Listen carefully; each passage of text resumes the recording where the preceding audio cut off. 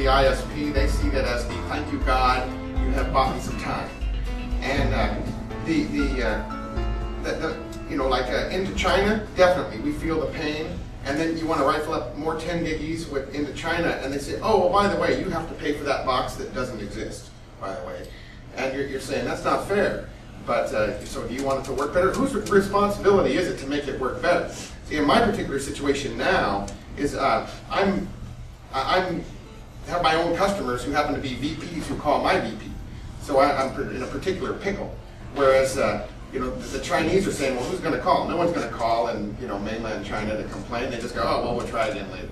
So the onus comes back. Well, you could complain, but then you die. So. Well, it definitely is not to inform customers. And the joke on that is I met a Chinese fellow, and he said, okay, well, the difference is because it's kind of Americanized. And he said, in America, the phrase is the squeaky wheel gets the grease, right? Well, there's this joke that they have, which is this phrase that roughly translates into, in China, the noisy chicken gets his head cut off.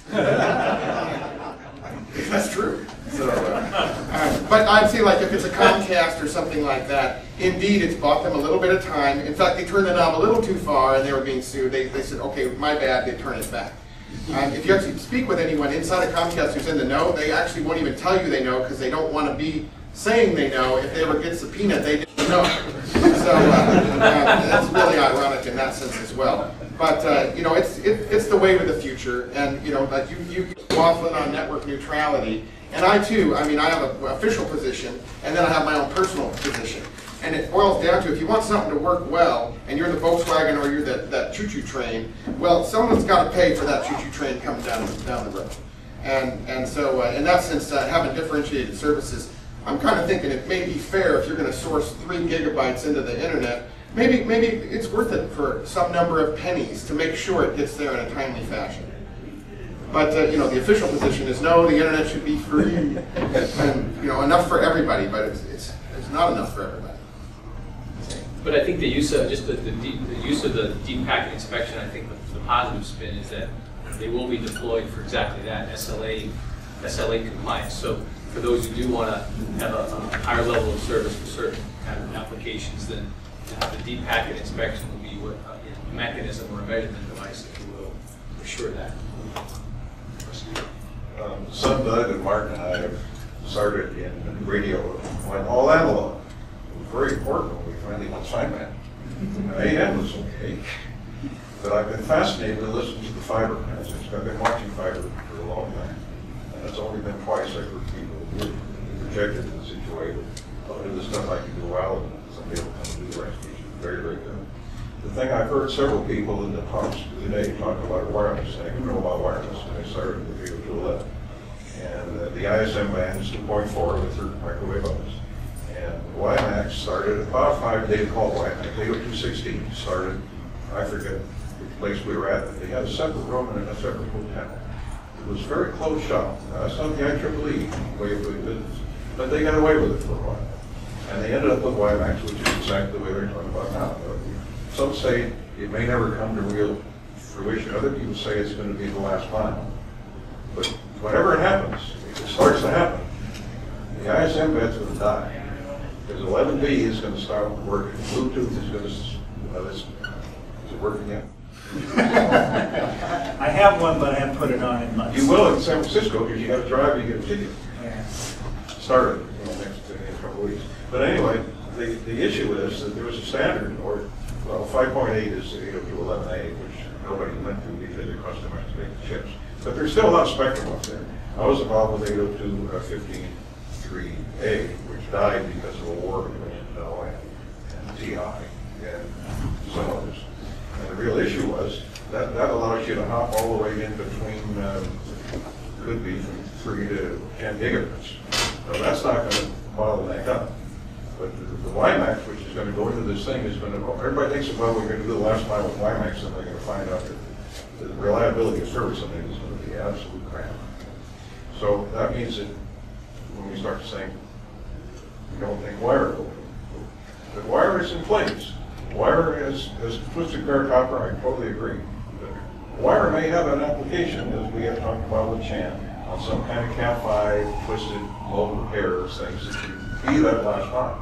So the issue is there's a lot of technologies that may have place, but they may not be ready politically to be listened to yet until things start to fall in hands. I mean, to your point, copper is still alive and well for us. I mean, we're deploying a mid-band Ethernet solution. So again, it's DSL, basically DSL technology. Yeah. 5 copper pairs, 4 primary, 1 backup, and we're getting 10 to 20 megs distance sensitive. So And you may be able to get a gigabit at a time. potentially.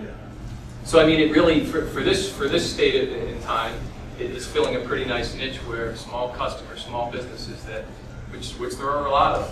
And that's Moore's Law. It may very well just go up 2 or 3 more times at least and be each. Do you really think that the copper has a place in that long term? Working in the wireless industry, where we spend a lot on backhaul, copper is where we have most of our outages.